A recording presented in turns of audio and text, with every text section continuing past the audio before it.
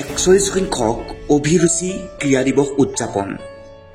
24 জন ভাৰতক প্ৰতিনিধিত্ব কৰা খেলুৱৈক জনোৱা হ'ব সম্বৰ্ধনা সমূহীয়া দৌৰত অংশ ল'ব লাভলীনা বৰগোহাঁই অৰ্জুন ভোগেশ্বৰ বৰুৱাৰ জন্মদিনতেই অভিৰুচিৰ ক্ৰীড়া দিৱস উদযাপন 41 সংখ্যক এই অভিৰুচি ক্ৰীড়া দিৱস এইবাৰ ৰাজ্যৰ শতাধিক স্থানত আয়োজন কৰা হ'ব গুৱাহাটী কেন্দ্ৰীয় কাৰ্যসূচীত সমূহীয়া দৌৰত নেতৃত্ব দিব অসম অলিম্পিক পদক বিজয়ী বক্সাৰ লাভলীনা বৰগোহাঁই জজ খেলপথাৰৰ পৰা হাইকোৰ্ট ৰবীন্দ্ৰ ভৱন হৈ নেহেৰু ষ্টেডিয়ামত অন্ত পৰিবলগীয়া সমূহীয়া দৌৰত লগতে উপস্থিত থাকিব অসমৰ ক্ৰীড়ামন্ত্ৰী নন্দিতা গাৰুজা দুদিনীয়া কাৰ্যসূচীত 3 ছেপ্টেম্বৰত সমূহীয়া দৌৰৰ পিছতেই স্কুলীয়া ছাত্ৰ ছাত্ৰীৰ মাজত পিটি এণ্ড ডেন্স প্ৰতিযোগিতা 4 ছেপ্টেম্বৰ বিদ্যালয় পৰ্যায়ৰ ক্ৰীড়া কুইজ প্ৰতিযোগিতাৰ আয়োজন কৰা হৈছে 4 ছেপ্টেম্বৰ বিয়লি 5 বজাত দেশভক্ত তৰুণৰাম ফুকন ইনডোৰ ষ্টেডিয়ামত যোৱা বছৰটোত ভাৰতীয় দলক প্ৰতিনিধিত্ব কৰা অসমৰ খেলুৱৈসকলক সম্বৰ্ধনা জনোৱা হ'ব অনুষ্ঠানতেই অভিৰুচিৰ কেইবাটাও সন্মানীয় বঁটা আগবঢ়োৱা হ'ব এই বিষয়ে অভিৰুচিয়ে নেহেৰু ষ্টেডিয়ামৰ অলিম্পিক সন্থাৰ কনফাৰেন্স হলত সংবাদমেলৰ জৰিয়তে সবিশেষ জনাই অভিৰুচিৰ প্ৰতিষ্ঠাপক বলেন্দ্ৰ মোহন চক্ৰৱৰ্তীয়ে মই প্ৰথমে যিগৰাকী মহান অসমীয়াৰ জন্মদিনটো ক্ৰীড়া দিৱস হিচাপে পালন কৰি আহিছোঁ আমাৰ আটাইৰে শ্ৰদ্ধাৰ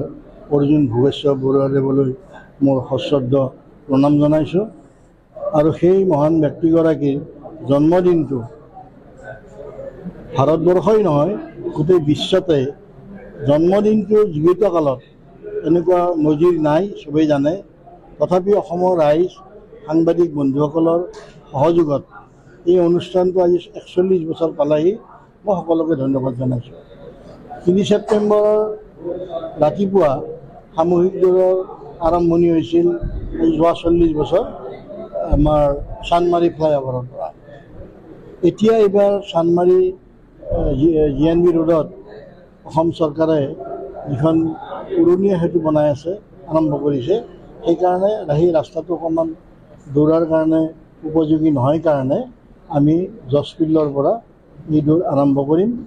জজ ফিল্ডৰ পৰা আৰম্ভ কৰি এই দৌৰ দীঘলী পুখুৰীৰ পূব পাৰেৰে গৈ ৰবীন্দ্ৰ ভৱনৰ সন্মুখেৰে কৃষি স্কুলৰ টাৰ্ণিং লৈ নেহেৰু ষ্টেডিয়ামত সমাপ্ত হ'ব তাৰপিছত 9:30 বজাত আন্তঃশিক্ষানুষ্ঠান পিটি এণ্ড ডান্স কম্পিটিশ্যন সেই কম্পিটিশ্যনতো প্ৰায় 30-35খন স্কুলে যোগদান কৰিব গতিকে এই অনুষ্ঠানতো মই অসমৰ ৰাইজক যোগদান কৰিবলৈ আহ্বান জনাইছোঁ ৰাতিপুৱা সামূহিক দৌৰ উদ্বোধন আৰু ফ্লেগ অফ আৰু নেতৃত্ব এই ক্ষেত্ৰত আমাক সহযোগ কৰিব প্ৰধানতঃ অলিম্পিকৰ ব্ৰঞ্জ পদক বিজেতা লাভলীনা বৰগোহাঁই ডাঙৰীয়ানী আৰু উপস্থিত থাকিব অসমৰ মাননীয় ক্ৰীড়ামন্ত্ৰী গাৰুজা ডাঙৰীয়ানী ইয়াৰ লগতে তৈবুন নিচাকে আদি কৰি কেইবাগৰাকীও 25টামান খেলুৱৈ তথা সংগঠক 20টা সংগঠক উপস্থিত থাকিব আৰু আমাৰ